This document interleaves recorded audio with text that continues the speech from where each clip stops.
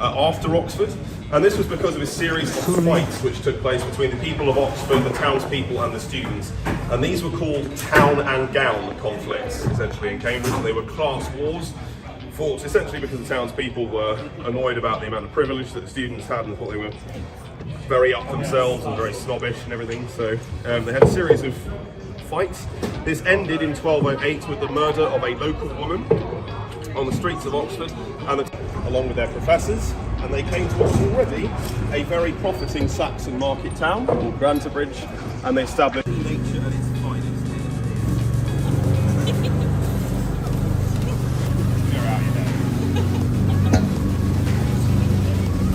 The person they got to open it, of course, was one of our very own magnificent royal family. No, not that one. It was Prince Charles. It's all right. So Prince Charles arrived in the early 80s to open this building, and he was famous among many other things, apart from his big ears, for his hatred of modern architecture. So he wasn't the greatest candidate in the world to open it, and he did say some very mean things about the building, including the fact that it looked like a multi-storey car park. It does have a point. I'm not going to lie. And the best thing to do, I would, is if you live inside it, then you don't have to look at it. So, best thing to do, guys, really.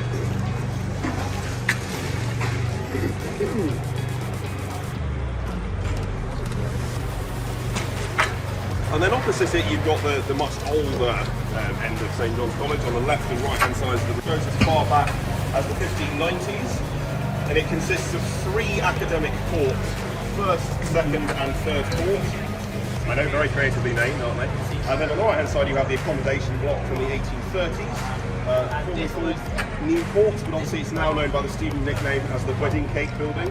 You'll see a much better view of it when we get round the corner and see the front of it. To take the throne after Bosworth Field was being executed by the Henry VIII decree. This is because of the Reformations. If you guys know about the Reformation, it's the split in the churches. So Henry VIII wants a divorce from Catherine of Aragon. Martyrdom, that's what happens when you die for your faith. So if you were wondering how to be made a saint, that's how. You have to be hideously murdered. If any of you guys are up for it, let's go for it. I need a modern day saint these days. Anyway, so after he executed St John Fisher, one of the many things he did was found Trinity and take quite a lot of the money from St John's in order to do it. So put it this way, they don't like each other at all, still to this day. They are, of course, in the kind of trifecta of very prestigious colleges, King's, St John's and Trinity, so that makes it a bit more difficult.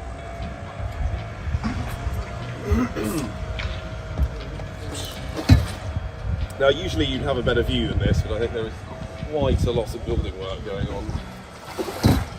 I don't really know what they're doing, but it's probably something very important. So if you squint, you can probably see over the top. It's named the Wedding Cake essentially for its symmetry. It's very, very symmetrical. And it's sort of built in layers as well. So the Victorians are very, very obsessed with this idea of symmetry. Beauty was symmetry. If you were easy on the eye, it meant your face was symmetrical and therefore you were destined for beauty, essentially. So every angle on this should be similar or symmetrical, apart from one thing, and that's a bit of an oddity. You'd imagine that on a building like this, the eagle would be facing forwards. Not so, it's facing to the left inside. So it's sort of popped at a jaunty angle, if you like. And if you follow the path of its eyes, it's gazing at most of the time. So this is the best way of seeing it all. I'm plugging the tour when you're already on the tour, I appreciate it.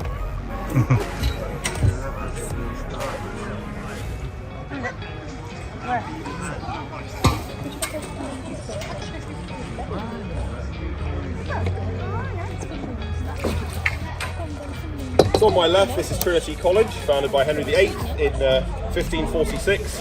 Last act as king, so Henry VIII also died in the year 1546, so this would have been his last hurrah, if you like, last legacy. The bit that you can see, and probably the most famous bit of the whole college, is called the Wren Library. Now this was named after Sir Christopher Wren, who designed it. He was most famous for 2 things. One of them was rebuilding the City of London after the Great Fire of London. So the City of London by this point was a sort of bunch of smouldering ruins at this point. So he redesigned it to be less like a tinderbox that would go up immediately. Because we were geniuses in those days, so we designed everything out of wood. It wasn't great. But the second thing he's most famous for is the circular dome on St Paul's Cathedral. That's also his design. This is a very cleverly designed building, so if you actually look at it, the library is a protected archive, and part of the issue with building an archive next to a river was the river in those days flooded a lot. So what he's done is essentially he's put the whole thing on stilts. He's designed the library on a raised platform. So the library is on the first floor. On the bottom floor, there is a cloister or a courtyard. And this allows the water, if the water rises, to go straight through the courtyard and not flood all of the precious books. A bit like if you ever go to Cambodia, Vietnam, they build houses on stilts for the rainy season. So the river rises by several feet every, I think it's every spring, I'm not sure. Yeah, so you'd be much better off with your house in a raised level, essentially. No amount of sunlight in. And also, again, that's very key. So the reason for this is because they want to afford breeders the maximum amount of sunlight possible. But also because it would house insects in the east and west, and what you want to do is face it south, essentially. Gets you the best average of sunlight possible. Inside there are many precious and protected books. So one of them is Principia Mathematica, which is by Isaac Newton, containing some of the early theorems on gravity. We've also got one of the early editions of the first Bible. We've got the Rules of Football, published in the 1880s, in the days where the football may have been more like a sort of giant blown up pig's bladder in those days. First left there by A.A. Milne, obviously, who was also an alumnus of Trinity. So there's a kind of tradition with Trinity College students that they leave their final thesis, their project.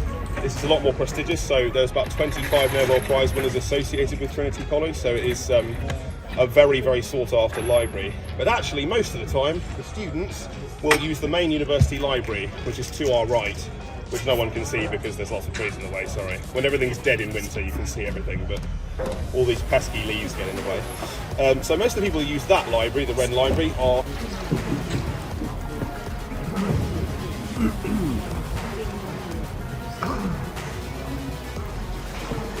coming off on my left now is Clare College. I appreciate, again, you won't be able to see an awful lot of this. This is because, again, we have quite a lot of renovation work. This has been going on for well over 2 years, so I don't know when they're finishing, but probably never, I would imagine. Anyway, so it's the second oldest college in Cambridge and the first oldest college on this very river.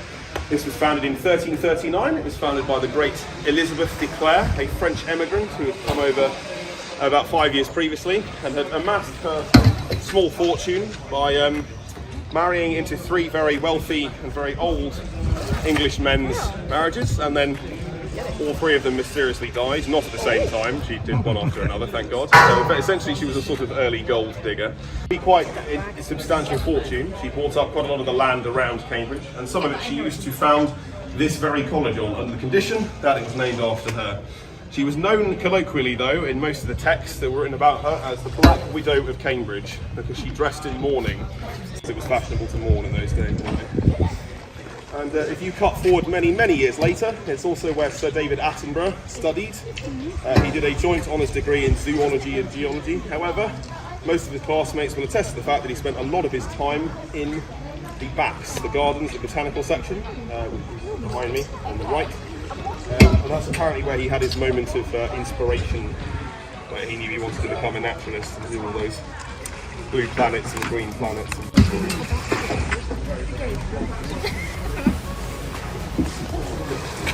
This is King's College.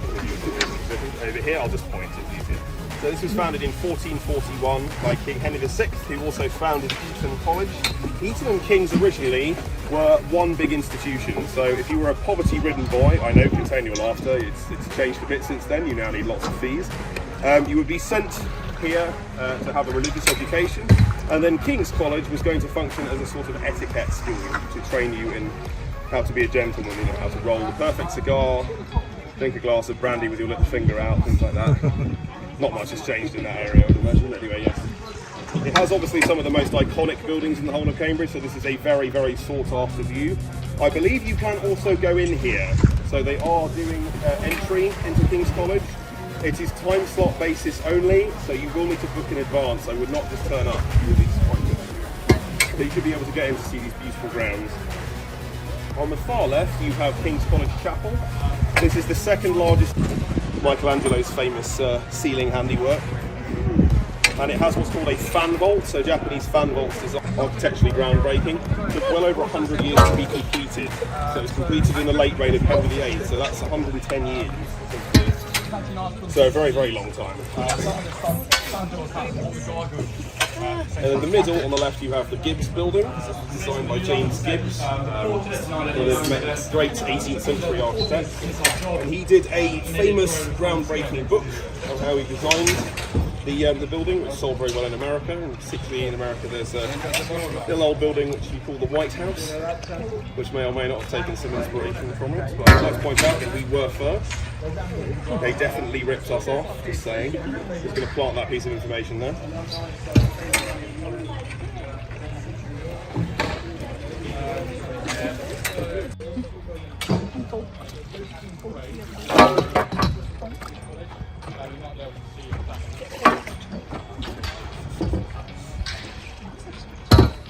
This is the Erasmus building on my left-hand side, designed by Sir Basil Spence in 1959. Famously the guy who worked on the modern portions of Coventry Cathedral as well, which I also can't stand. Through the leaf canopy. You're not buying any of this, are you? No one is. But yeah, so understandably, I can't really see it, but you know, they do say beauty is in the eye of the beholder, so I can't anyway. It's the second year accommodation building for Queen's College, and what makes it worse is that it's next to some of the oldest buildings, if you like. They're also the only two colleges to not have college masters, so instead of these two, you have a provost at King's College and a president at Queen's College. And the reason for this is because in ancient law,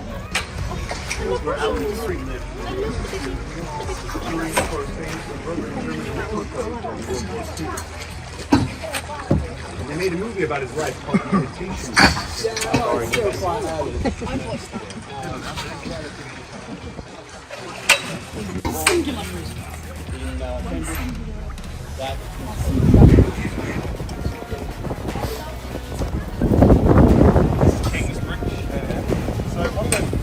famous things this is associated with is actually a poem which you may or may not have heard of, by a Chinese guy, former mathematics student, Xu Mo, in the 50s, and he wrote a poem called My Farewell to Cambridge, or Upon Leaving Cambridge.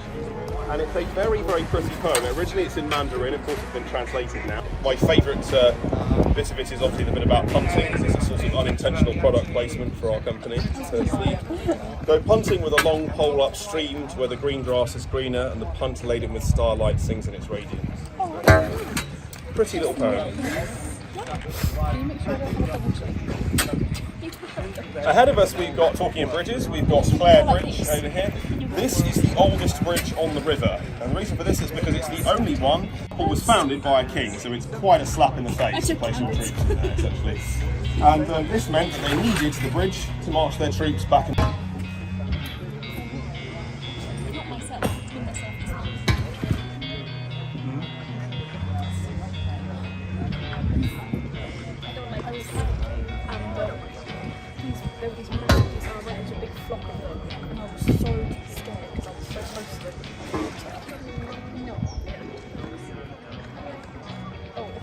world. It's not very nice now. I appreciate it probably was much nicer in his day, but it is a bit of a sort of swampy Shrek type area. But discovered the heady practice of night climbing. Have you heard of it? This is what people in Cambridge do instead of clubbing. They scale the walls of their accommodations or college. So now I keep using it.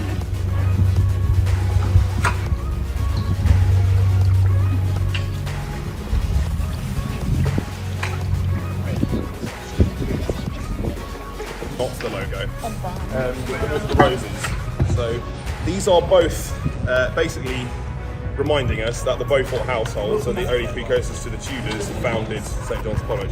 The one in the middle though is quite interesting. This is actually the family crest of Lady Margaret Beaufort. And you see these two things on the side of it here, look like goats. Apparently they're called Yales. So Yales are some kind of, I believe they're Norse, but they're some kind of mythical creature as well. And supposedly, also, sorry, I meant to say, they're also got the gateposts as well. They're sort of college.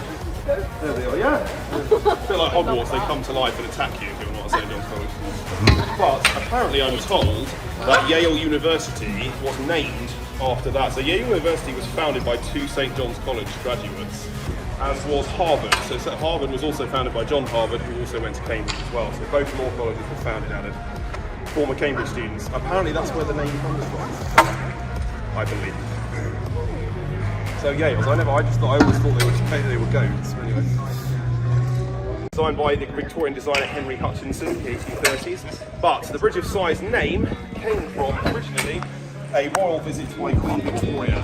She made 20 years after the bridge's inception, and she noticed the apparent romanticism to Venice. But there's also a bridge called the Ponte dei Sospiri, which is the Bridge of Sighs in Venice. The Bridge of Sighs in Venice was originally between the Channel